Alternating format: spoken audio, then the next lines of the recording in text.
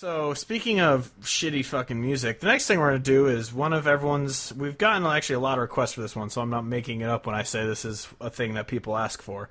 We're going to do another dramatic reading. And this week, in honor of them releasing their amazing album, Zac Brown Band's The Owl, we're going to do a dramatic reading of the song... what's it called? God Given. That's it. If only I could have flipped this band off. You can. You just be on the lawn 200 yards away and they wouldn't notice. Fuck you guys! God damn. Oh, dude, other part of random things that are stupid about Chicago and that bar. The bar was obviously full of, like, young Chicagoans just douchebagging it up and being terrible. There were these two kids. I'm calling them kids. They were obviously old enough to be in a bar, so they're not kids. They're kind of kids. This guy and this girl who are, I don't know if they're dating or if they're just fucking hammered, were making out so hard in the middle of the bar, and everybody was just kind of like staring at them, and it was hilarious because then someone like knocked a chair over that was like really loud, and then it hit something else and like glass shattered, and they did not skip a fucking beat. Like everybody stopped and looked because it was like really loud, and they're just like, blah. That was, and I was like, way to go, kids. That was always the embarrassing thing you saw at college parties was the couple making out in the middle of the dance floor. Yeah, it's just egregious. Completely egregious. Yeah. Anyway, let's do this. The dramatic reading of... Let's set the mood. Set the mood. Fuck Trump. I assume that's what happens in those bars. Nah, I mean, slam poetry is a thing. Jesus died for our Cynthias. Anyway, Zac Brown Band's God Given. Gucci bag, stacks on stacks. Diamonds fill up the champagne glass. Veron whip, G5 high. You have class that you just can't buy. Now let's start at the bottom, strong coming in twos. Then the legs stretch to heaven from the miracle shoes. Amazing, playing to win with that way that you walk. All stone cold woman gliding through like a boss. Let's go, shit, to the middle. It's the way your hips ride the little dimples. It's the small of your back. It's a fantasy land, damn. Gotta understand, you make me feel like, man. Gucci bag, stacks on stacks. Diamonds fill up the champagne glass. Veron whip, G5 high. You have that class that you just can't buy. 'Cause damn, girl, what you got is God-given. 'Cause damn, girl, what you got is God-given.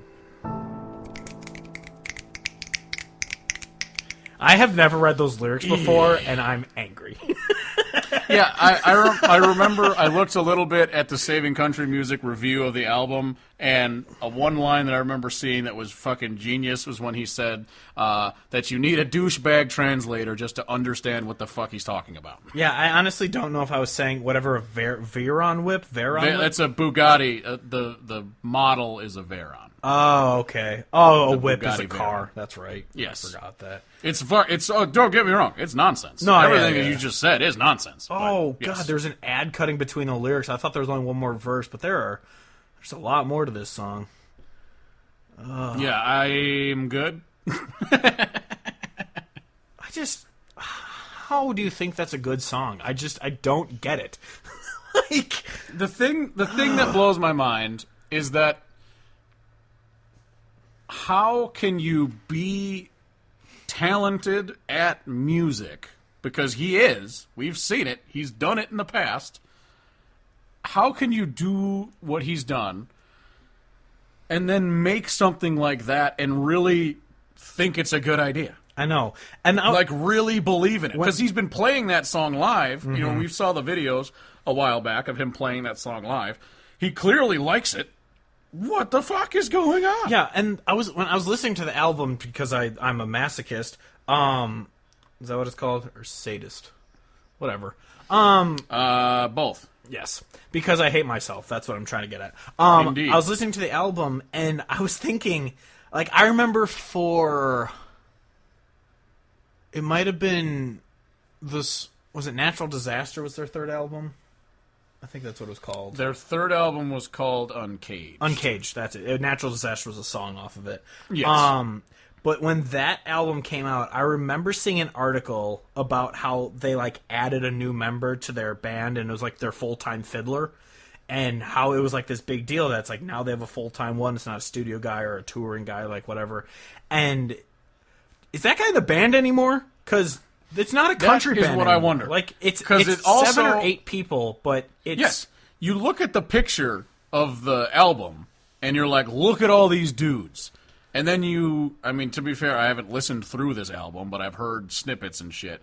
But, like, who's doing anything? Like, is the band just, like, there to, like, hang out? Yeah. Like, what is anyone doing? Because they don't have instruments anymore. Like, or maybe they play on, like, 3 of the songs, but it's mostly, like, computer shit. Like, what do they do? It reminds me of the part from Dewey Cox where the band is just sitting there on the couch, and he's just like, the one guy says that goat has more time on this track than I do. That's what it seems like that is going on with the Zac Brown band. Like, that they just keep adding members, and then instead of actually using those members, Zac Brown's like, what if I bought 12 more producers to make some shitty song, and you'll all get paid, so don't worry. And they're just like, all right. Because that's what I'm thinking. Are they just collecting paychecks at this point? Because I don't think they do anything anymore.